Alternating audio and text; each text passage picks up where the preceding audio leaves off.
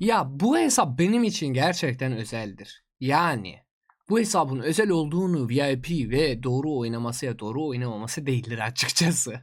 O yüzden bu hesabı inceleme yapıyoruz ama dört gözle yani bu hesabı incelerken böyle bir şekilde 233 günde VIP 14. Yani az bir para harcayan bir oyuncu olursa bu mükemmeldir. Bunu size söyleyeyim. Ama daha doğrusu ve daha önemlisi hesap incelemeye geçiyoruz. Geçmeden önce birer tane beğeni atmanızı rica ediyorum ve abone olun, bunlar ücretsizdir. Katıl butonu da satın almak isterseniz çok seviniriz. Maddi olarak beni destekliyorsunuz. Superstar ve Super Chat ve Super Sticker de aynı şekilde vardır. Geçelim hesap incelemeye. Şimdi arkadaşlar böyle bir şekilde size söyleyeyim. Buradan tabii ki kesinlikle 233 günde VIP 14 gayet güzel ve gayet sağlam bir şeydir. Ama benim dikkatimi çeken o değildir. Benim dikkatimi çeken Kurtlar Vadisi, İplikçi Nedim.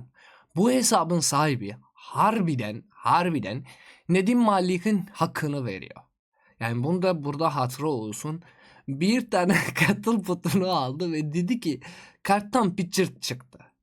İnşallah o bankadan değildir, kaburgalarımdandır. Bu artık sonuna kadar buradan hacklenmiştir. O yüzden arkadaşlar bu adamı severiz. İplikçi Nedim Kurtlar Vadisi'nin hesabını inceleyeceğiz. 38 milyon 300 bin bir güç. 119 milyon bir leş puan 233 günde. Yani neredeyse orta harcayan yani az para harcayan bir oyuncudan bahsedebiliriz. Gayet sağlam bir güce sahiptir. Yani T5'e açmak üzere ve 119 milyon leş puanı da hiç fena değil. Ekipman C ve diğerleri B. 1 milyonda ölüsü vardır burada. Yine de tekrardan profilin üzerine tıklarsak kıta ayrıntılardan 800k T4 süvari, 300k okçu, 100k burada bunlarda var ve 438k bir kuşatma var. Bu kuşatmaları öldürürsen çok seviniriz. KYK'dan iplikçiydim. Biliyorum sen cimri bir insansın ama o kadar da değil yani dostum. Bunları öldür. T2'leri ve T1'leri öldür yoksa başın ağrıyor sonra. Kaburga değildir. Bunlar para değildir. Bunlar tamamen bedavadır. Ama yine de biliyorum yapamazsın. Canın istemiyor bunları. Geçelim bakalım neler vardır. Şimdi bu adam nerede oynuyor? 3793. 3793'e selamlarımızı iletiyoruz. Gayet aktif bir krallık diye düşünüyorum. 28 seviye birlik hediyesi vardır. Bu da gayet sağlamdır. Üzerindeki kaynaklar iyidir.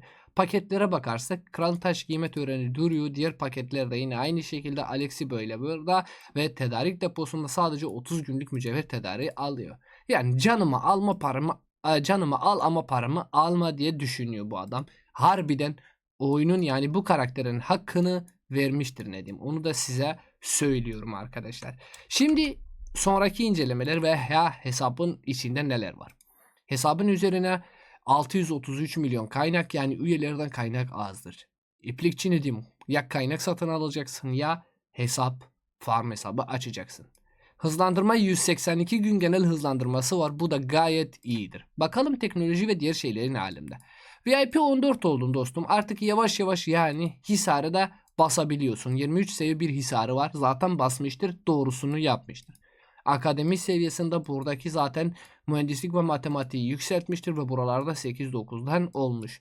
Bunlar 9'da kalırsa dostum. Şimdi sana tavsiyem bunları artık 9'a kadar hepsini yükselt. Hızlandırma yani burayı hiç boş bırakma. Bunu da sana söyleyeyim. Güçlendirmelerden burada bunları hiçbir şekilde harcama, bunların hepsini biriktir. Biliyorum cimri sen yaparsın. %80, %50 kıta kapasitesi de buradan duruyor tabii ki doğru bir şekilde ve buradan da savunma duracak. Gayet güzel ve gayet sağlıklı bir şekilde yapmıştır. Ekipmanlara bakarsak 233 günde bir kıta piyade, bir kıta süvari, bir kıta okçu buradan duruyor. Ama neler yapmış?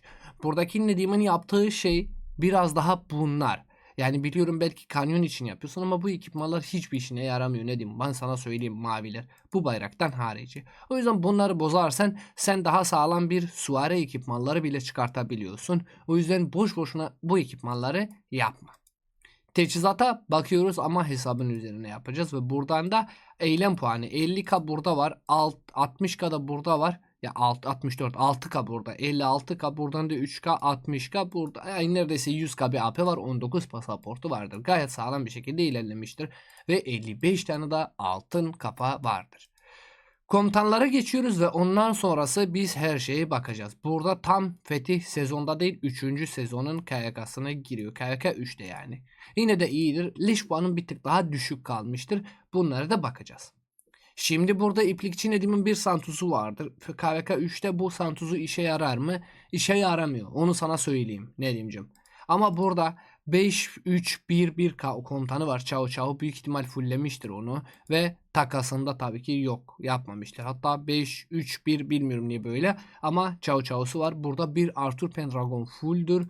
Bir tane de Hugo Bing 5-5-2-5. Komutan takasını hangileri yapmıştır bilemiyorum. Ama burada ne diyeyim, eğer ki bunu yaptıysan ve bunu bıraktıysan ya bu bir yanlıştır. Selahaddin'i de bence takastan yapabiliyordun ve Hugo Bing'i fullleyebiliyordun. Şu an 5-5-2-5-1 Hugo Bing'in var dostum. Bunu bence şu an böyle bir şekilde kullanabiliyorsun. Yani bu komutada artık çok daha fazla yatırım yapmasan da olur. Yaparsan da olur aslında herhangi birisi. Çünkü sen iki kıta süvari oynuyorsun. Ama şu an sadece kafalarını biriktir. Hugo Bing, Arthur Pendragon yapabiliyorsun. Sağlam bir şekilde de iş yapıyor. Ben senin yerinde olsam artık bu kontanda ya bu hesapta neler yapıyorum. Yani iki kıta çıkabiliyorsun. Hugo Bing, Arthur, Selahaddin, YSG çıkabiliyorsun. İki kıtanı. Üçüncü kıta ve dördüncü kıtanda burada bu KYK'larda çok fazla iş yapmaz açıkçası. Santuzu bile KYK3'te artık iş yapmıyor. Yani Santuzu öldü gibi diye düşünebilirsin dostum. Ama buradaki yani kıtaların böyle bir şekilde Hugo Bing, Arthur Pendragon, Selahaddin, YSG gayet güzel bir şekilde ve başarılı bir şekilde iş yapıyor. Diğer komutanların Kosonoki'ymiş, bilmiyorum Bay Bars'mış. Ya bu tarz komutanlar artık senin işin kalmıyor. Yani KVK 2'den sonra artık bu komutanlar tamamen devre dışıdır ve sana hiçbir artı puan kazandıramıyor. Bunları sana söyleyeyim. Şimdi bunu diyebilir. Ya kanka benim Aşil gelmedi. Aşil gelseydi belki onu yapabiliyordum. Doğrudur. KK2'nin sonunda takaslar biraz değişik oluyor bazen. Ama burada bence Benedim'in yaptığı yanlış bir tek, yani o da cimrilikten olabiliyor. Yani bu komutanım olsun kalsın. Ama Selahattin çok fazla iş yapmaz KK3'ten sonra da. Ama yine de sen kullanabiliyorsun yani mecburiyetten. O yüzden Hugo Bing, Arthur şu an devam edebilirsin. Selahattin, YSG. Ama Arthur Pendragon'a şu an kafa basmazsan bile olur ve rahat bir şekilde aynı şekilde devam edebiliyorsun. Sonraki ekipmanlardan sen burada bir süvari ekipmanı ya bir piyade ekipmanı ya bir okçu ekipmanı yaparsan, yaptığın zamanlarda dostum, yani buradaki ekipmanları yaptığın zamanlar hepsini söylüyorum sana, teker teker söylüyorum, yani bunlar hepsini materyal istiyor. Bazen de böyle bir şekilde seçili ya ekipmanlardan buradan malzeme tercih sandıkların oluyor. İlk başında onlar gidiyor. O yüzden kesinlikle bir ekstradan bir ekipman yapmanın hiçbir mantığı yoktur.